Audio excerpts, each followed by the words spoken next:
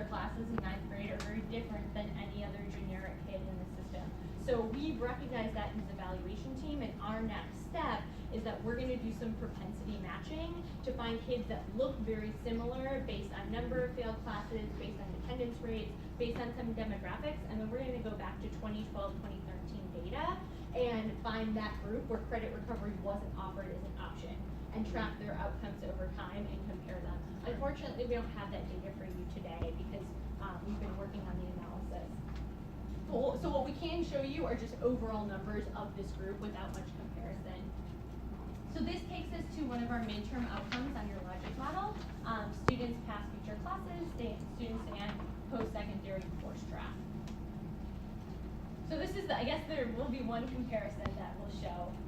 So our 10th grade group, I put a little asterisk there because this is the 10th grade cohort of credit recovery.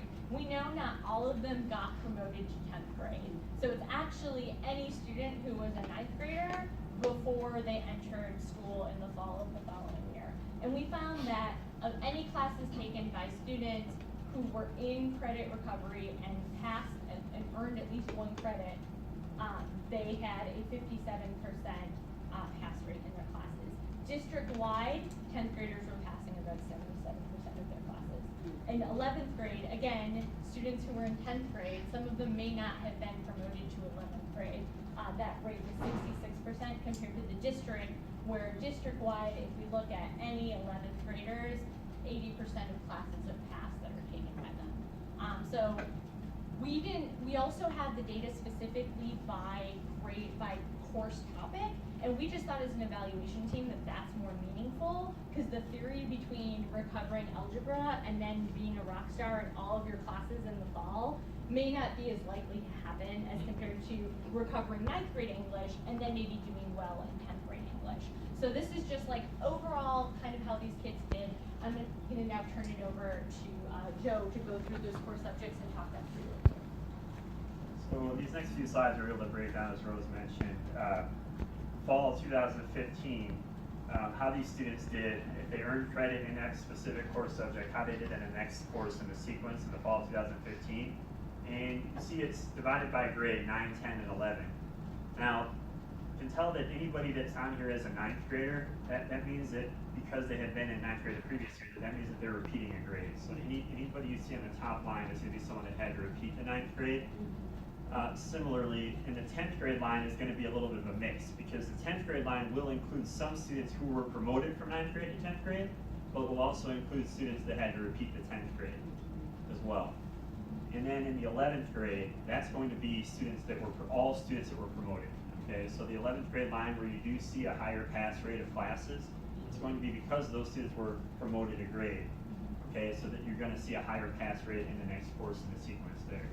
Okay, so these are the pass rates for math classes. 9th graders that were repeating was 36%, 10th graders was 43%, and 11th graders was 60%.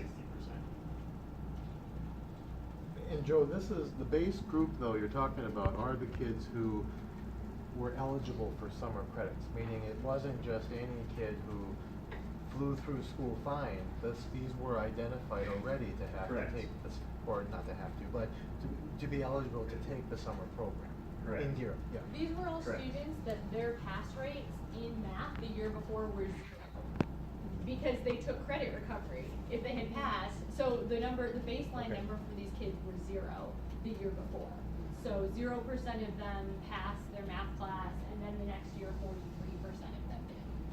I'm wondering if one of the questions I have in my mind is because we're not doing self-selection, since a quarter of the students get into the program, their Yes, program that's is true. eligible.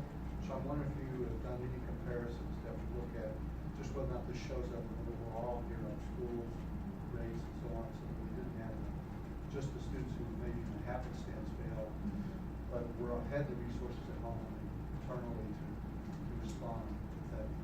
Yeah, we do have some of that data. We didn't want to be too overwhelming on the slide. Like I said, we think that propensity matching is going to give us the best comparison group. Contextually, Europe schools, their 10th graders pass math at a 64%. So here it's lower. I was just looking at that time series frame. Yeah.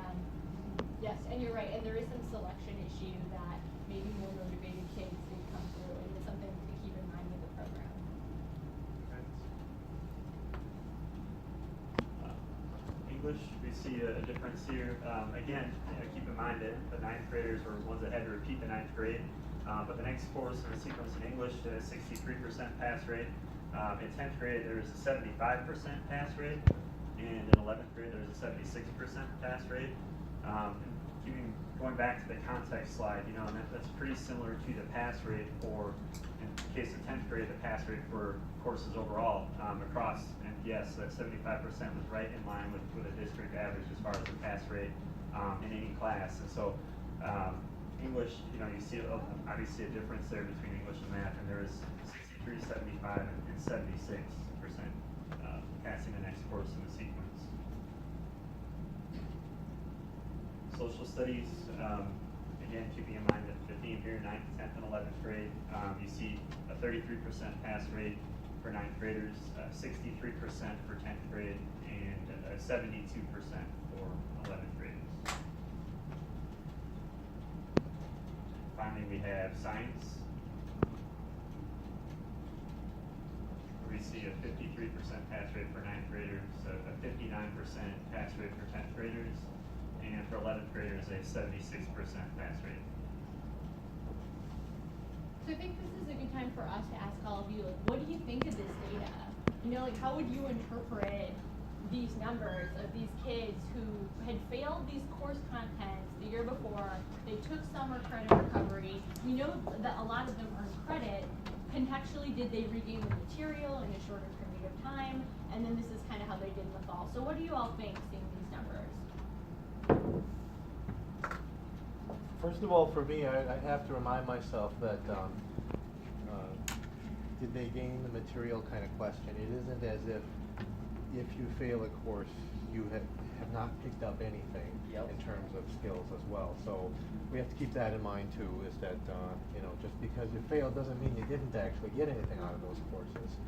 And then your courses were 2 hours long in the summer too, versus I think a 50-minute period or something like that usually too. So there was an intensity in the summertime as well. So on top of already having at least some exposure and skill to those courses and that content, they're getting it for twice as long, not for as many days, but I mean twice as long as that. But I had to keep reminding myself it's not just a 20-day period in this case. It's as if you were getting it for 40 days, because it's twice as long essentially. So. I really believe that we have a ton of students that fail in our district that understand the material, but for whatever reason don't turn in their work or don't come to class. Because the 1,800 students who are willing to sit on a computer for 40 to 60 hours, having a relationship with that computer and demonstrating that they understand the material for the courses, just working with that computer.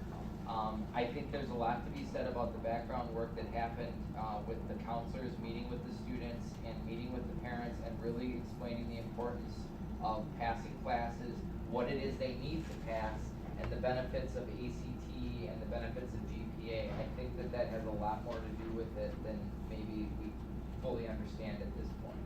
I think a student really understanding their purpose and role in high school is part of the reason why you're seeing the increase in pass rate. Not to discount what the teachers and the students, the work they did during year. Another way, and I think that's a really good point, another thing to look at then is if these students, which is a lot more data gathering and looking at their past records, going farther back before 9th grade, 8th grade, and seeing if there's some kind of trajectory that they're on. Because then if these are students who came into this was like their first failure, so this could be like that wake-up call for them, and they responded to it. But then, I think the clear thing is that you're getting them to get to the summer schools, to the year up classes and all that. So they helped them think that through. I guess another thing, I'm sorry. Another thing that, it's always sort of, there's a lot of numbers, and I guess I wonder, if there needs to be some qualitative feedback, from the kids. Why do you think, we did better? No numbers without stories. There are so many things that we haven't said. Some of our kids came into 9th grade and they didn't even know that they needed 5 credits. And they didn't even understand the importance of you know, my freshman year I need 5, my sophomore year I need this many. It was just really heightening their awareness of what they needed to move on in high school, because we have to remember, up until this point, a kid could get quote unquote passed on, but like when you get to high school, either you get the grade, otherwise you're stuck in like 9th grade. And so for the first time, the kids are like, what do you mean I'm not passing on? There's, you know, it's like the buck stops here. And so just really getting them to realize that. When I see these numbers, I'm really encouraged by it, because if we looked at the typical profile of our 9th grade students in our MPS high schools, they're over age, which means most of our 9th graders are like 16 years old. They're credit deficient after 1 semester, and they're not reading at an 8th grade level. And so the options for those kids significantly decrease.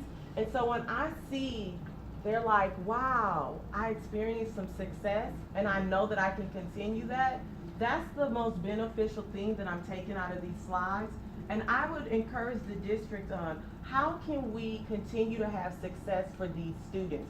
What can we do throughout the school year so they can feel this, so we don't have so many kids failing like, well, why should I even try because I'm not passing anyway?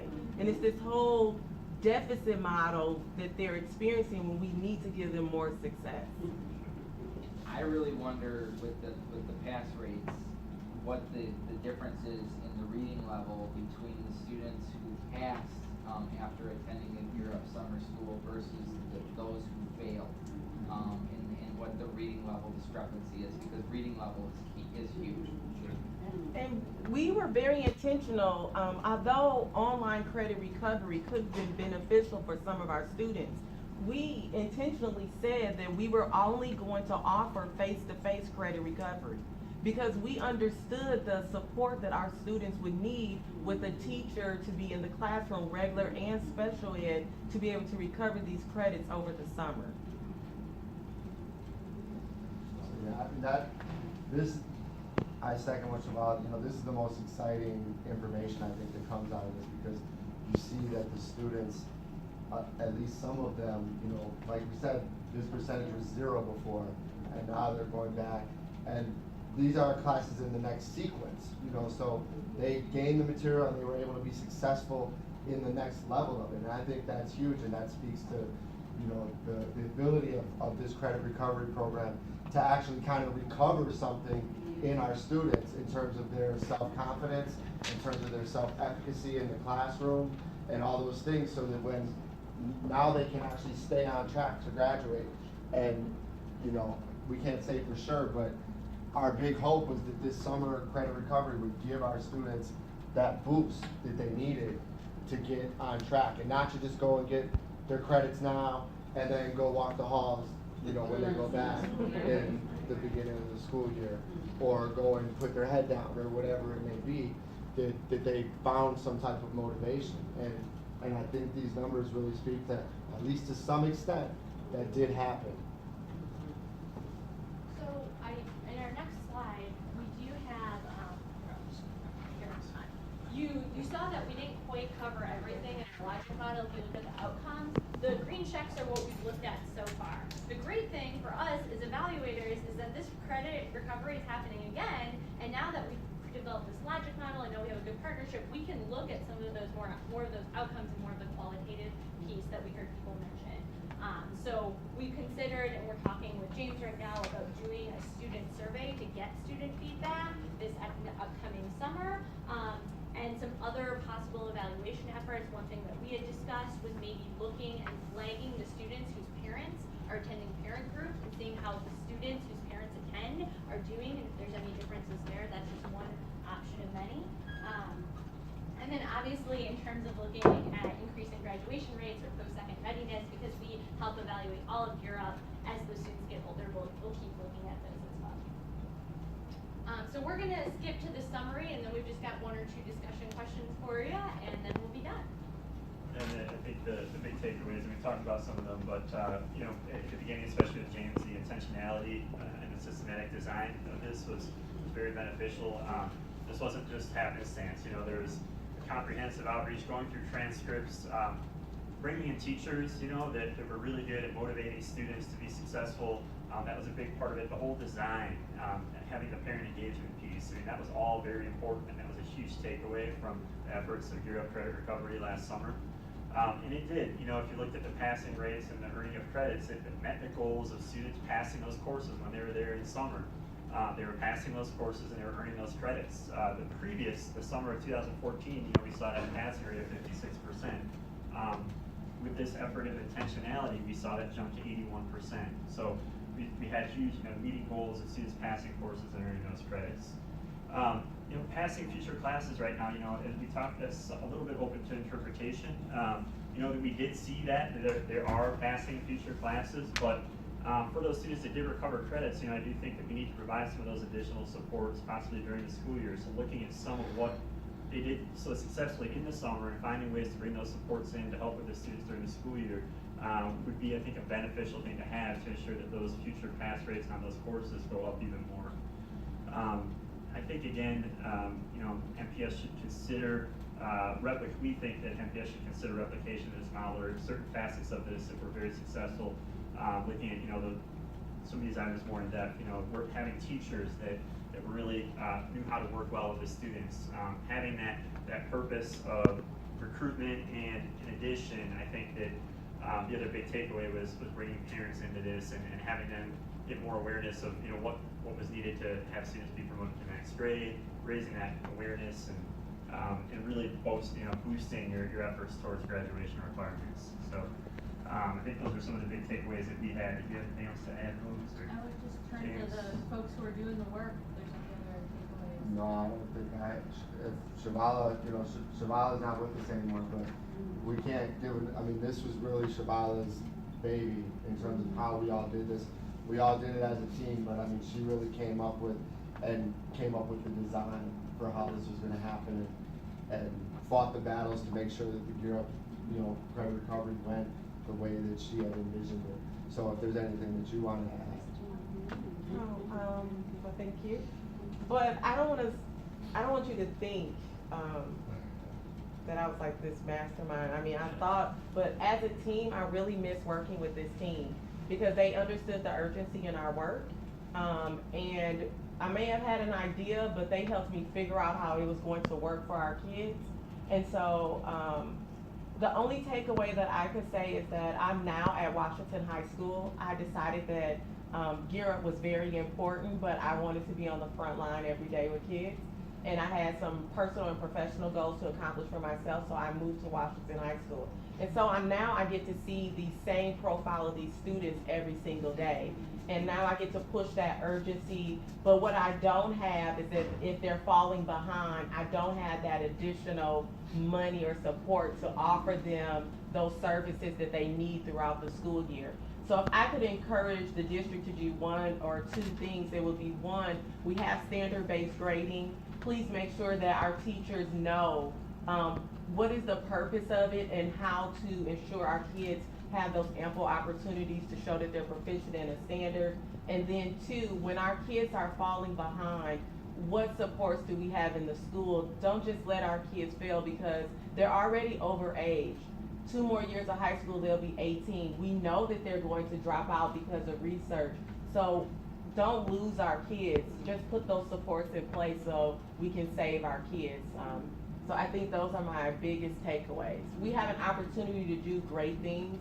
We know what, kind of works. Don't always, do the credit recovery because it's reactive. We need to be a little bit more proactive in our efforts to deal with kids. And so support Gear Up, but support all of our high schools because we're losing our kids because they're just dropping out of high school. Yeah, I said great as well. Just to pick up on some of the theme here, which is that one of the things is that it seems to be that students aren't necessarily aware of the consequences of where they are. So picking up on that, before they had failed in the semester, if there were interventions that could help with that, because one of the things that we're getting out of this is that might be the key factor.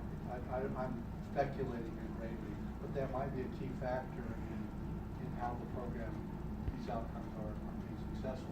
Well, I might even consider in terms of your logic model, moving that student motivation part up a little bit earlier in the model as well, because if that might be why it works. And you know, the state has moved forward to having academic career plans for our kids, but I don't think it's going to be fully implemented until 2017. And so that's exactly what you're talking about, having those plans or conversations with kids earlier to ensure that they know where they are and where they want to go and keep it on track with that plan. So, I mean, I think those things are definitely in the works as well. The problem that we have as a school district, of course, is where do we put our limited amount of money? You know, and that becomes always, if we had the biggest pot in the world, we'd be in great shape, but we don't. And these are difficult decisions. How much do we put in credit recovery? We certainly don't want to put a lot of money in credit recovery if what we're doing is taking it out of the regular classroom to begin with, because I think, as you point out, you're at Washington High School and you're saying, gee, I wish I could get to some of these students earlier. So it would have to have credit recovery. School districts around this country, especially urban districts, are feeling what we call in MPS the 9th grade parking lot. Kids come in the 9th grade and they never get out. I've advocated for a number of years that we transition kids too late to secondary schools. That we ought to be transitioning them at the 6th or 7th grade.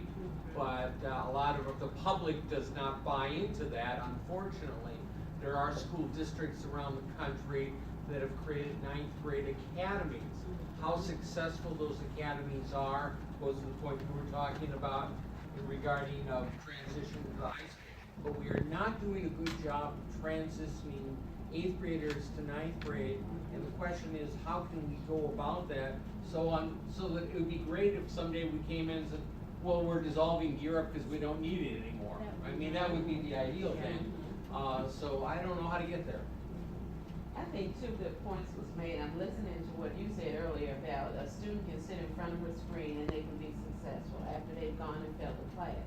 And then it also has been said about standards-based grading. How do we get teachers to see there's more than one way for a student to say, okay, I'm successful, I can meet this standard. And I think some of those are easy fixes.